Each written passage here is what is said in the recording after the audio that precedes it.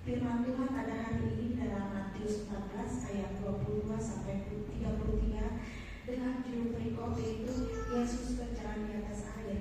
Kita baca sama-sama ya.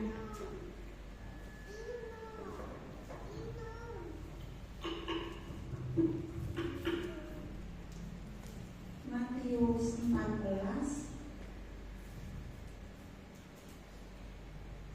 ayat yang ke-22 sampai 33.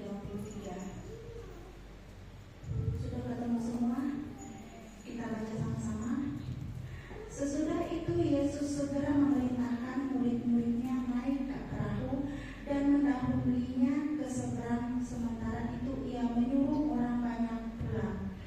Dan setelah orang banyak itu disuruhnya pulang, Yesus naik ke atas bukit untuk berdoa, dan seorang diri. Ketika hari sudah malam, ia sendirian di situ. Ayat yang ke-24, perahu murid-muridnya sudah beberapa mil jauhnya dari pantai dan diombang-ambingkan gelombang karena angin sakal. Ayat yang ke-25, kira-kira jam 3 malam, datanglah Yesus kepada mereka berjalan di atas air. Ketika murid-muridnya melihat dia berjalan di atas air, mereka terkejut dan berseru, "Itu hantu!" lalu berteriak-teriak karena takut. Tetapi segera Yesus berkata kepada mereka, "Tenanglah, aku ini, jangan takut." Lalu Petrus berseru dan menjawab dia, "Tuhan, apabila Engkau itu, suruhlah aku datang kepadamu berjalan di atas air." Ayat yang ke-29 kata Yesus, "Datanglah." Maka Petrus turun dari perahu dan berjalan di atas air mendapatkan Yesus. Tetapi ketika dirasanya tiupan angin, takutlah ia dan mulai tenggelam lalu berteriak, "Tuhan, tolonglah aku." Segera Yesus mengulurkan tangannya memegang dia dan berkata, "Hai orang yang kurang percaya, mengapa engkau bimbang?" Lalu mereka naik perahu dan angin pun redalah. Dan orang-orang yang ada di perahu menyembah dia, katanya, "Sesungguhnya engkau anak Allah." Inilah firman Tuhan pada hari ini tentang perikop Yesus berjalan di atas air. Saya mengambil ayat yang ke-24 yang di situ dikatakan bahwa perahu murid-muridnya sudah beberapa mil jauh dari pantai, diombang-ambingkan gelombang karena angin sakal. Di sini pada ayat yang ke-24, murid-murid Tuhan Yesus itu diterpa angin badai. Yang artinya badai itu kalau untuk kita sekarang, mungkin waktu zaman dulu naik perahu kan diterpa angin, gelombang badai. Tapi pada saat zaman sekarang kita menghadapi itu, kita kemungkinan masalah persoalan yang kita hadapi pada saat ini, banyak masalah yang membuat kita khawatir, bingung, tidak ada pengharapan. Tapi kita percaya bahwa orang-orang yang percaya itu kita punya pengharapan di dalam Yesus. Terus kita baca ayat yang ke-25 dan ke-26. Kira-kira jam 3 malam datanglah Yesus kepada mereka berjalan di atas air. Ketika murid-muridnya melihat dia berjalan di atas air, mereka terkejut dan berseru, "Itu hantu!" lalu berteriak-teriak karena takut. Pada saat umat-umat Tuhan menghadapi masalah persoalan, banyak kita memandang bahwa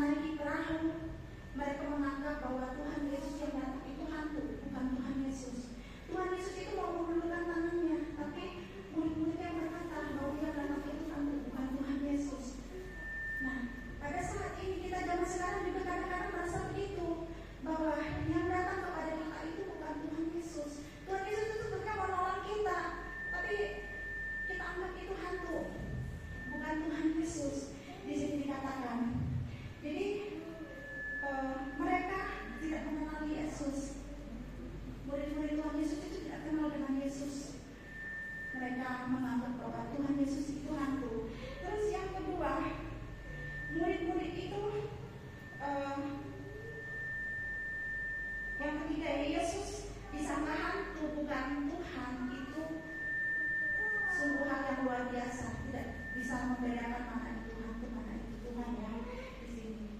Terus kadang-kadang contohnya kenapa orang sekarang banyak menganggap bahwa datang itu hantu. Mereka menganggap mamon yang datang dalam kehidupan kita itu dilambangkan dalam firman Tuhan, itu mamon itu uang.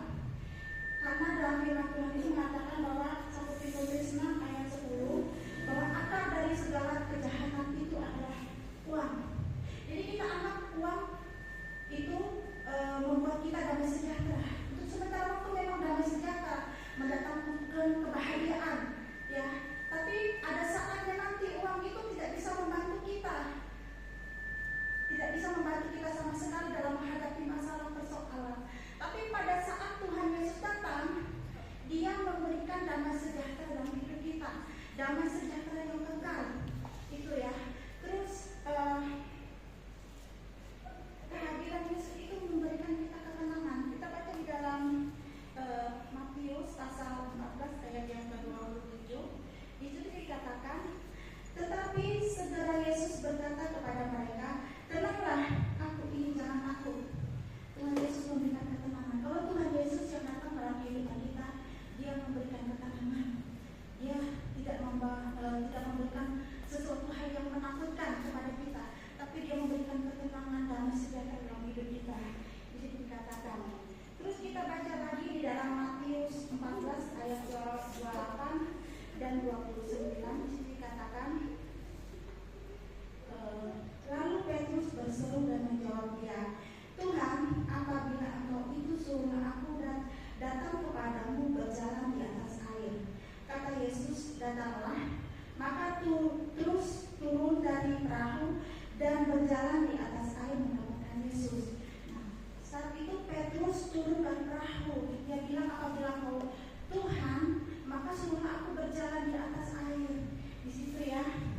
Jadi Petrus berjalan di atas air. Dia berjalan di atas air. Selama Petrus memandang Tuhan Yesus, dia aman. Dia bisa berjalan di atas air. Dia tidak takut. Dia tenang. Pada saat dia memandang Yesus, dia matanya tertuju kepada Yesus, dia aman. Tetapi pada ayat yang ke-30 di situ dikatakan bahwa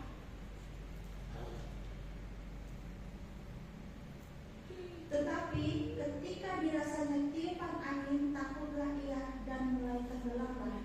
Lalu berteriak, Tuhan, tolonglah aku. Pada saat Petrus melihat di sekitarnya ada gelombang besar, tinggi, lalu goyahlah iman dia. Dia mulai takut, dia mulai bimbang, dia mulai ketakutan.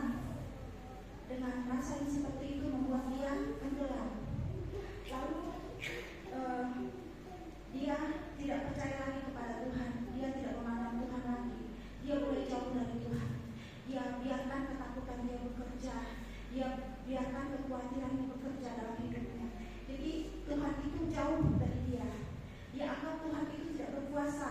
Jadi mulai goyah, imannya mulai goyah, dan dia mulai tenggelam di situ. Dan dia